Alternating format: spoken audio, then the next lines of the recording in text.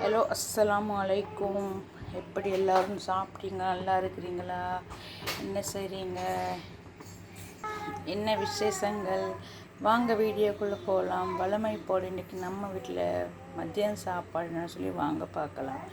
இன்றைக்கி வழமை போல் நெய் மீன் குழம்பு வச்சுருக்கேன். அருமையாக அரைச்சி வச்ச மீன் குழம்பு. சரியாக மசாலா எல்லாம் அரைச்சி வச்ச நெய் மீன் குழம்பு நல்ல சூப்பராக அருமையாக இருக்கும். தோசை, இட்லி, வெறும் சாதம் அதுக்கு அருமையான ஒரு மீன் குழம்பு. ஓகே, பார்க்கவே செம்ம டேஸ்ட்டாக செம்ம சூப்பராக இருக்குது பாருங்கள்.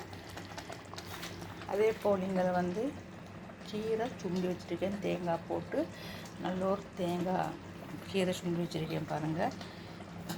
நம்ம எப்போவுமே சாப்பிடும்போது வழமை போல் இப்போ நம்ம கீரை எடுத்துக்கோங்க. சாப்பாட்டுக்கு உடம்புக்கு ரொம்ப ரொம்ப நல்லது கீரை. நைட்டுக்கு சாப்பிட வேணாம், மத்தியானம் கண்டிப்பாக நம்ம கீரை நம்ம சேர்த்துக்கொள்ள உடம்புக்கு vitamin C, vitamin E, vitamin D எல்லாம் கொடுக்கும். சரியா? கண்டிப்பாக நீங்கள் புள்ளங்களுக்கு பொன்னாங்கண்ணி கீரை, வெள்ளாரி கீரை, கலவன் கீரை எல்லாம் நீங்கள் பசலைக்கீரை எல்லாம் போட்டு கொடுங்க. மூளைக்கு நல்லா படிக்கிற பிள்ளைங்களுக்கு, அதே மாதிரி பெரியவங்களுக்கும் நல்லா கீரை வைப்போம். சரியா?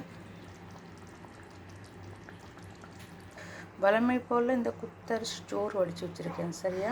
குத்தரிசி சோறு.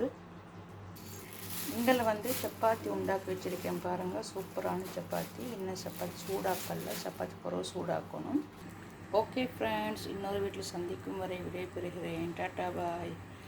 என்னுடைய வீடியோ பிடிச்ச மறக்காமல் சப்ஸ்கிரைபர் பண்ணுங்கள், வெள்ளை கிளிக் பண்ணுங்கப்பா. நான் போடுற ஒவ்வொரு வீடியோவும் உங்களுக்கு சேரும். சரியா மக்களே? மறக்காமல் சப்ஸ்கிரைபர் பண்ணுங்கள், வெள்ளை கிளிக் பண்ணுங்கள், கொஞ்சம் பார்த்து சப்போர்ட் பண்ணுங்கள். Okay, bye bye, tata. மீன் குழம்பு பார்க்கப்போ அடி அருமையாக சூப்பராக இருக்குது பாருங்கள். கொத்த கொதிச்சுட்டே இருக்குது. சூப்பராக அருமையாக ஒரு மீன் குழம்பு ரெடி.